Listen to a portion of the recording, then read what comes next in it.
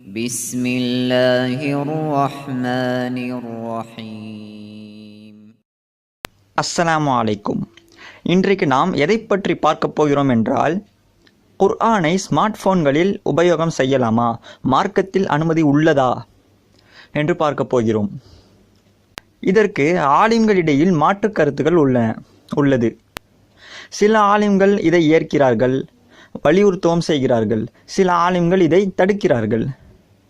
ஆலிம்கள் இதை ஏன் தடுக்க வேண்டும், அவர்களின் கருத்து என்ன என்று பார்க்கும் பொழுது, அவர்கள் கூறும் கருத்து என்னவென்றால், ஒரு ஹதீஸ் உள்ளது. அசுத்தமாக உள்ளவர் குர்ஆனை தொடக்கூடாது. நம்மில் பலர் எப்பொழுதும் ஒழுவின் நிலையில் இருப்பதில்லை. ஆகையால் நாம் அசுத்தமாக இருக்கின்றோம். அவ்வாறு இருக்கும் பொழுது குர்ஆன் நம்முடைய ஸ்மார்ட் போன்களில் இருந்தால் நாம் அதை தொடும் வாய்ப்பு அதிகமாக உள்ளது. மேலும் நாம் நம்முடைய ஸ்மார்ட் போன்களை கழிப்பறைக்குள் எடுத்து செல்கிறோம். அப்படி எடுத்து செல்லும்போது உள்ளே குர்ஆன் இருந்தால் குர்ஆனிற்கு ஒரு அவமரியாதையை ஏற்படுத்தும் நிலை ஏற்பட்டு விடுகிறது. மேலும் நம்முடைய ஸ்மார்ட் போன்களில் அதிகமாக ஏராளமான கெட்ட விஷயங்கள் வந்து கொண்டே இருக்கும். அவ்வாறு வரும்பொழுது குர்ஆன் அதற்கு மத்தியில் உள்ளது. இது குர்ஆனிற்கு ஒரு அவமரியாதையை ஏற்படுத்தும் நிலை, ஒரு வாய்ப்பை ஏற்படுத்தி கொடுக்கிறது. ஆகையால் இது தடுக்கப்பட வேண்டும் என்று அவர்கள் கருத்து கூறுகிறார்கள். மேலும் ஆலிம்களின் பொதுவான கருத்து என்ன என்று பார்த்தால், குர்ஆனிற்கு மரியாதை செலுத்துவது முஸ்லிம்களின் கட்டாய கடமை. அது ஒரு ஃபர்து. குர்ஆனிற்கு அவமரியாதையை கொடுத்தால் அது ஹராம் என்பது எல்லா ஆலிம்களின் பொதுவான ஒரு கருத்து. ஆகையால் குர்ஆனை ஸ்மார்ட் போன்களில் உபயோகம் செய்வது தடுப்பதற்குரியது என்று அவர்கள் கருத்தை முன்வைக்கிறார்கள். மேலும் சில ஆலிம்கள் இதை ஆதரிக்கிறார்கள், அனுமதிக்கிறார்கள், வற்புறுத்தவும் செய்கிறார்கள். இது ஏன் என்று பார்க்கும்பொழுது அவர்களுடைய கருத்து என்ன என்று நாம் பார்க்கிறோம்.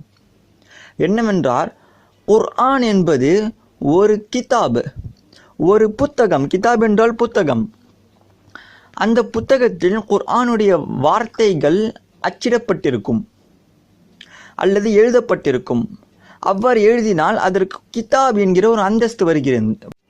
இப்போது நாம் நம்முடைய ஸ்மார்ட் போன்களில் உபயோகிக்கும் குர்ஆன் என்பது ஒளியலைகளால், மின்சார ஒளியலைகளால் பதிவிட்டு வடிவமைக்கப்பட்டது.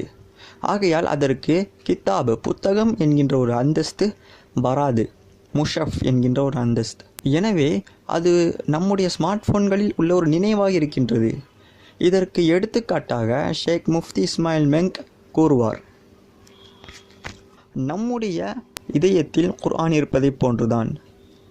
நம் நினைவில் எப்படி நாம் குர்ஆனை மனனம் செய்து வைத்திருக்கின்றோமோ, அதாவது சூரா ஃபாத்திஹா, சூரா இஹ்லாஸ் போன்ற சிறு சிறு சூறாக்களை மனனம் செய்து நினைவாக வைத்திருக்கின்றோமோ, அதே போல்தான் ஸ்மார்ட் போன்களில் உள்ள நினைவில் குர்ஆன் இருக்கின்றது. எனவே அதற்கு கித்தாப் என்கின்ற ஒரு அந்தஸ்து வராது. ஆகையால் நாம் அதை தாராளமாக, நாம் அசுத்தமாக இருக்கின்ற நிலையில் கூட நாம் அதை உபயோகம் செய்யலாம். மேலும் பெண்கள் மாதவிடாய் காலத்தில் குர்ஆனை தமது ஸ்மார்ட் போன்களில் உபயோகம் செய்யலாம். இதை மார்க்கம் அனுமதித்திருக்கின்றது என்று நாம் கூறலாம். மேலும் கழிப்பறைகளுக்குள் ஸ்மார்ட் போன்களில் குர்ஆன் இருந்தால் எடுத்து செல்லலாமா என்று கேட்டால் தாராளமாக எடுத்து செல்லலாம். ஏனால் அதற்கு கித்தாப் என்கின்ற ஒரு அந்தஸ்து வராது. அதற்கென்று நாம் அதை கழிப்பறைக்குள் வைத்து படிக்கக்கூடாது. அது தவறு. அது குர்ஆனிற்கு அவமரியாதையை செலுத்தும் ஒரு காரியமாக ஆகிவிடும். மேலும் நம்முடைய இதயத்தில் எப்படி குர்ஆனோடு சேர்ந்து தீய எண்ணங்களும் வருகிறதோ, அதே போல்தான் ஸ்மார்ட் போன்களில் குர்ஆனோடு சேர்ந்து சில தீய விஷயங்களும் வருகிறது. அந்த தீய விஷயங்களை நாம் அழித்து குர்ஆனை மட்டும் நாம் வைத்து கொள்ள வேண்டும். ஆகவே நாம் குர்ஆனை ஸ்மார்ட் போன்களில் தாராளமாக உபயோகம் செய்யலாம் என்பது இந்த ஆலிம்களின் கருத்து. இதுவே இதற்குரிய ஃபத்வா ஆகும். அஸ்ஸலாமு அலைக்கும் வரஹ்மத்துல்லாஹி வபரகாத்துஹு.